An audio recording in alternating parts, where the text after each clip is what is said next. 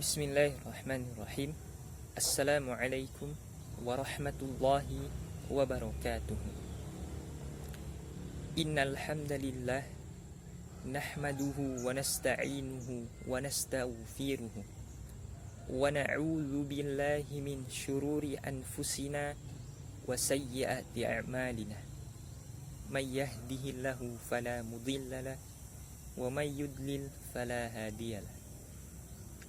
Ashhadu an la ilaha illallah wahdahu la syarika lah wa ashhadu anna Muhammadan abduhu wa rasuluhu la nabiyya ba'da amma ba'd. Perkenalkan, nama saya Hairanda Jafar. Saya mahasiswa program studi pendidikan bahasa Arab di Institut Agama Islam Negeri Manado atau IAIN Manado. Pada kesempatan kali ini, saya akan menyampaikan hasil tugas saya. Yang pertama, hikmah yang bisa dipetik dari kisah-kisah dalam Al-Quran. Yang kedua, perbedaan pengertian kisah dan sejarah. Dan yang ketiga, persamaan antara kisah dan sejarah. Baiklah, yang pertama, hikmah yang bisa dipetik dari kisah-kisah dalam Al-Quran. Seorang ulama, Syekh Salim bin Eid Al-Hilali, mengatakan bahwa tujuan dihadirkan kisah-kisah para nabi adalah untuk memberikan pelajaran kepada kaum mukminin sepanjang masa. Tujuannya agar menjadi bekal bagi para pengikut mereka yang jujur dan ikhlas. Maka demikianlah para nabi dan da'i sejak dahulu telah mengambil pelajaran dari kisah-kisah umat terdahulu untuk terus memenuhi jiwa mereka dan meneguhkan hati mereka. Firman Allah Subhanahu wa taala dalam Quran surat Hud ayat 120. A'udzu billahi minasy syaithanir rajim.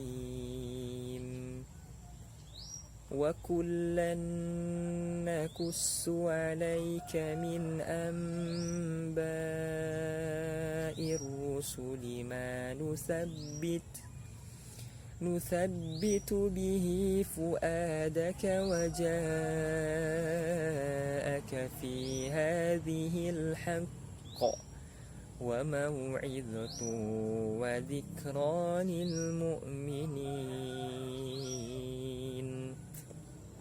Artinya, dan kisah-kisah itu kami ceritakan kepadamu Muhammad, agar dengan kisah itu kami teguhkan hatimu, dan di dalamnya telah diberikan nasihat dan peringatan bagi orang yang beriman. Kisah-kisah di dalam Al-Quran tentu benar adanya. Kisah-kisah itu menjadi inspirasi sepanjang zaman. Kemudian ada 5 hal penting yang harus dipetik dalam mengambil pelajaran dari kisah-kisah dalam Al-Quran.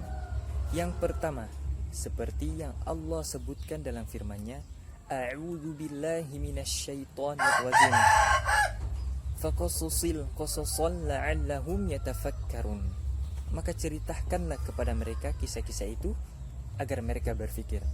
Quran surat Al-A'raf ayat 176. Kemudian yang kedua, peneguhkan hati dari kisah dalam Al-Quran ini selain untuk Rasul sallallahu alaihi wasallam, juga untuk selain beliau.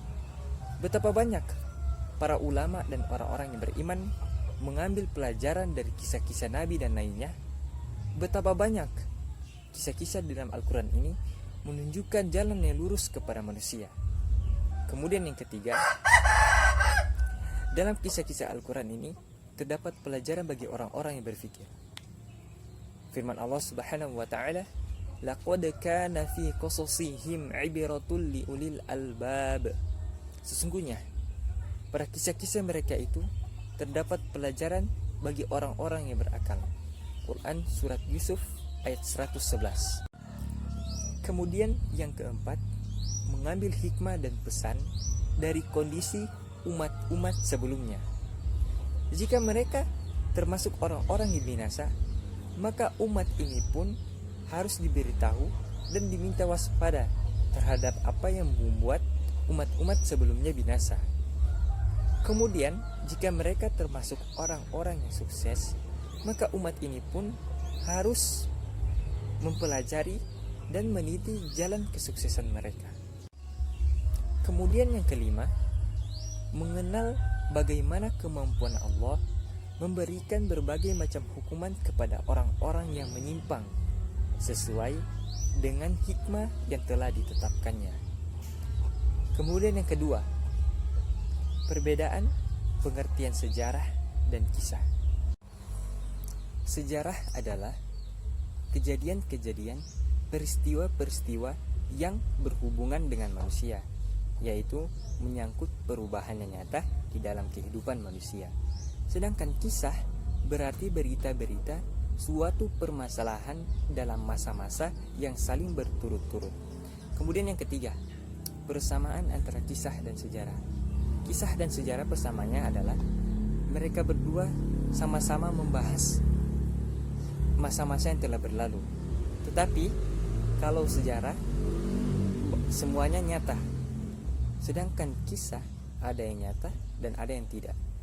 Terima kasih, hanya itu yang dapat saya sampaikan.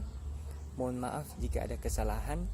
Yang benar datanya dari Allah Subhanahu wa taala, dan yang salah atau keliru datanya dari diri saya pribadi sebagai manusia biasa yang tidak pernah luput dari dosa dan kesalahan. Subhanakallahumma wa bihamdik, asyhadu an la ilaha illa anta, astaghfiruka wa atubu ilaik. Assalamualaikum warahmatullahi wabarakatuh.